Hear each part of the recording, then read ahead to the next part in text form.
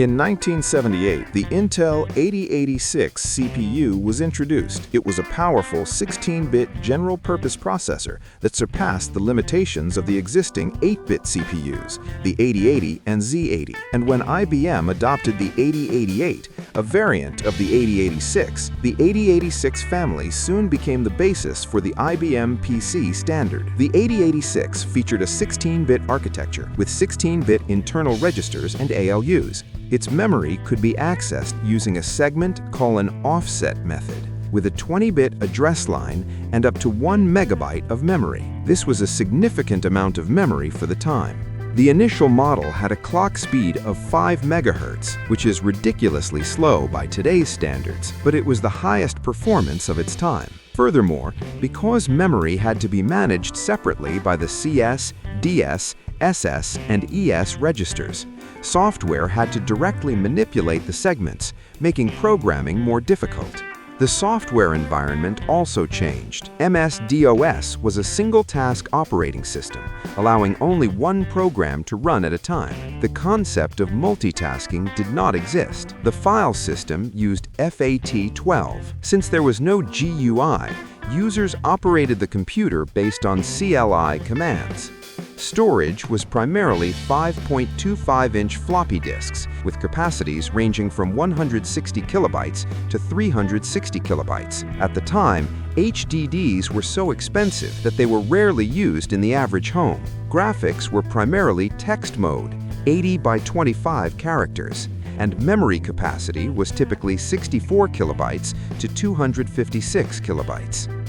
In 1985, the Intel 8386, commonly referred to as the 386, was released, heralding the beginning of the 32-bit era. This was one of the most significant turning points in CPU history, and it marked the point at which PCs truly became computers. It overcame the limitations of the 8086 and 286 and laid the foundation for modern operating systems. With a full 32-bit architecture, both the registers and the ALU data path were 32-bit. And the address space was 4 gigabytes, the same size as today's computer architecture. It was also the first x86 CPU to introduce a 32-bit instruction set. Starting with an initial 12 MHz clock, subsequent models gradually improved performance to 20, 25, and 33 MHz, and enhanced fixed-point operations. It marked a generational leap from 16-bit computers to 32-bit computers. The 386 is most significant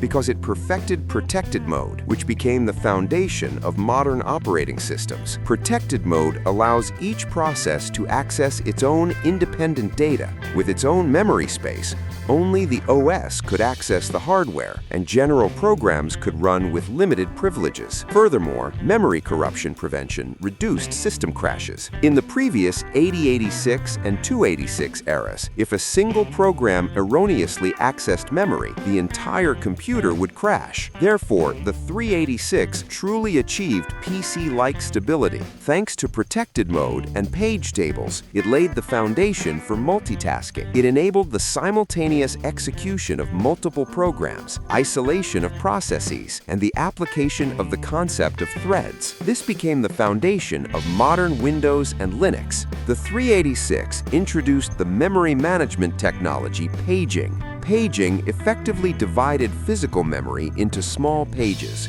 It also supplemented insufficient physical memory with virtual memory. By preventing conflicts between programs, it maximized memory protection, management, and efficiency.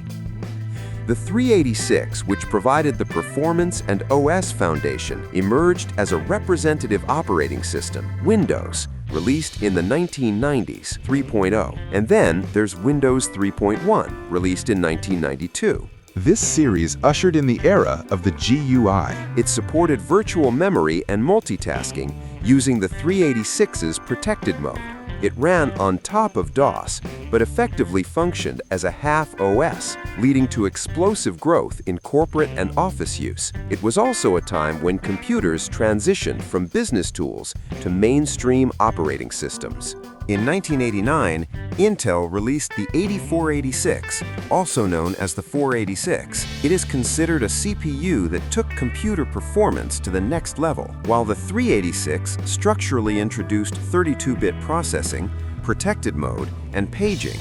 The 486, with its speed, efficiency, and integrated architecture, can be considered the generation that perfected the basic form of the modern CPU. With a built-in floating point unit, FPU, while the 386 required a separate chip, the 387 FPU, the 486 integrated the FPU into the CPU, resulting in a significant performance boost in areas such as graphics processing, CAD, 3D, scientific computing, and precision calculations. The FPU was standard on the 486DX lineup. The 486 introduced a 5-stage pipeline, innovatively increasing instruction processing speed. Thanks to the pipeline, more instructions could be processed per clock cycle, nearly doubling performance compared to the 386 with the same clock speed. This was achieved. The 486 has an 8-kilobyte L1 cache integrated into the CPU, integrating commands and data. Previous generations had caches built into the motherboard, which were slow, but internal CPU caches are considerably faster. Later, the need for internal CPU caches became the standard. Early models featured 25 MHz, 33 MHz, and 50 MHz clocks. Later, 66 MHz and 80 MHz models also appeared. In particular, the 486 DX2 66 MHz and DX4 100 MHz models virtually dominated the computer market in the early and mid-1990s. The 486 era also marked the transition from Windows 3.1 to Windows 95, while the 386 laid the foundation for protected mode, virtual memory, and multitasking. The 486 provided the performance needed to comfortably use a GUI environment. In 1995, Windows 95 completed a fully integrated GUI operating system, introducing the Start menu and taskbar. Multitasking was enhanced, and plug-and-play was introduced, allowing computers to automatically recognize new hardware without requiring any user configuration. Windows 95 was essentially designed around 486 performance, and from this point on, computers began to become more like mass-market consumer electronics. A typical computer configuration during the 486 era had 4 to 8 megabytes of memory, with 16 megabytes considered high-end. Storage devices included IDE-type hard disks with 80 to 500 megabytes of memory, and VGA cards began to become widely available. Furthermore, 3.5-inch floppy disks held 1.44 megabytes. Computer performance had improved to the point where even ordinary consumers could naturally use a graphical user interface. In 1993, the Intel Pentium was introduced. It was a completely new brand after the 486, and the first time a CPU generation designation was changed from a number to a name. While the word Pentium itself isn't associated with high performance today, at the time, the Pentium signaled the beginning of high-performance computing. While the 486 was single-pipelined, the Pentium featured 2 pipelines, the U and V. In other words, it was the first x86 CPU capable of processing 2 instructions in parallel at once. This is the beginning of the superscalar architecture, and the perceived performance nearly doubled compared to the 486 at the same clock speed. The Pentium effectively ushered in the era of clock speed competition. The initial Pentium clock speeds were 60, 66, 75, 90, and 100 megahertz. Then, with the Pentium MMX in 1996, the Pentium II in 1997, and the Pentium III in 1999, clock speeds increased explosively from 100 to 500 and then to 1 gigahertz. In the early 2000s, AMD and Intel were competing to be the first to reach 1 gigahertz, and the computer industry became overheated, focusing on clock speeds. This period was often referred to as the megahertz war. The The Pentium MMX model, introduced in 1996, introduced the MMX instruction to accelerate multimedia tasks such as games, video, and audio. Its features included 57 SIMD-based instructions and parallel processing of 8-bit and 16-bit data, which led to remarkable performance improvements in 2D games and MPEG video playback at the time. It also marked the first step in the evolution of SIMD, including SSE, SSE2, and AVX. MMX is a symbol of the early multimedia CPU era. As clock speed competition intensified, CPUs quickly became hot and consumed significant power. Until the 486 era, simply attaching a heatsink was sufficient. But starting with the Pentium, fans were built into the heatsink, and the VRM was strengthened. This increased heat generation necessitated a more efficient design. In particular, the Pentium 4, which emerged in the early 2000s, pursued extreme clock speeds of over 3 GHz, resulting in explosive heat generation. The Pentium era also marked the full-scale evolution of computers into multimedia devices. Windows from 95 to Windows 98 and then to Windows 2000, 3D gaming technology also advanced, enabling Doom to run anywhere. And StarCraft, considered a Korean folk game, was released during this time. Furthermore, MPEG video playback became widespread, and the Internet became popular, leading to the use of ADSL over modems. And with increasing CPU performance, operating systems and software could evolve without speed restrictions. From 1990 to 2005, CPU competition was about how much higher the clock speed could be, as clock speed was directly proportional to performance. However, the Pentium 4's net burst architecture reached its limit after attempting to reach 4 GHz from 3 GHz. Limiting factors included excessive heat generation due to power consumption exceeding 100 watts, increased power leakage due to fine process limitations, and inefficient performance gains relative to clock speed increases. Furthermore, stability issues became a major issue. The industry recognized that simply increasing the clock speed was no longer sustainable, and the clock speed war ended between 2004 and 2006. With clock speeds no longer rising, the industry turned to parallelism. The first mainstream multi-core CPU, the Intel Pentium D, was released in 2005. It was the first true dual-core model. Subsequently, in 2006, the Intel Core Duo and Intel 2 Duo were released, truly popularizing multi-core.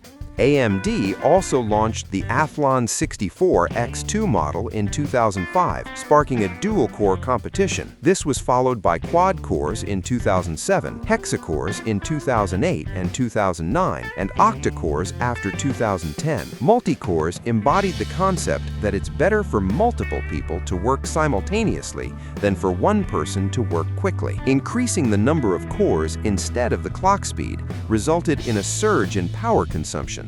So power management technology was essential. Intel's SpeedStep automatically adjusted clock and voltage based on workload. Then, Turbo Boost was introduced, a technology that temporarily increased the clock speed when only a few cores were needed. Using C-states or P-states technology, idle cores were completely turned off, minimizing power consumption. As a result, CPUs began to be designed to be powerful only when needed, and to be as inactive as possible when not needed. Multi-core processors emerged, but initially, most programs were single-threaded. There was a time when CPUs were multi-core, but software only used one core. Changes began in areas such as encoding and video editing, 3D rendering, CAD, and compression and decompression. Furthermore, game engines adopted multi-threading, browser tab systems emerged, and naturally, operating system kernel architectures increasingly focused on how threads were utilized, becoming a key factor in determining CPU performance. Up until this point, CPU performance had played a leading role, influencing various industries, including operating systems and programs. However, as we enter the AI era, the CPU era is coming to an end, and it is being relegated to a supporting role. CPUs are fundamentally optimized for serial operations. They control complex logic with a small number of powerful cores, and their high single-threaded performance makes them strong in branch processing and complex logic. Problems arise that cannot be solved with CPUs. Deep learning requires processing hundreds to trillions of calculations simultaneously. However, even the fastest CPUs can only compute at a frenzied pace. They cannot keep up with the simultaneous computations of thousands of processors, as seen in GPUs. Therefore, as we enter the AI era, the CPU architecture itself is no longer fit for purpose. While GPUs were originally graphics rendering devices for gaming, their essence is a massively parallel vector processor. The core of the GPU architecture consists of hundreds to thousands of computational cores capable of simultaneously processing simple operations in parallel. Therefore, it is optimized for matrix multiplication and vector operations, and tensor operations, which are the core operations of deep learning. Therefore, after AlexNet in 2012, the concept of GPU acceleration for deep learning became established. While GPUs are fast, dedicated chips optimized for AI computation emerged: the NPU and TPU. NPU stands for Neural Processing Unit, focusing on smartphones and edge devices. Apple Neural Engine, Samsung NPU, Snapdragon Hexagon, etc.